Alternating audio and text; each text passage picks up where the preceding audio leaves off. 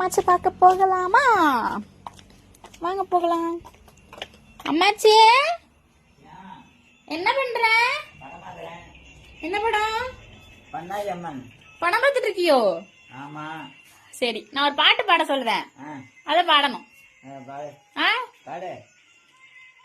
அத ஆஃப் பண்ணு. படம்லாம் பாக்குற? சாப்பிட்டியா?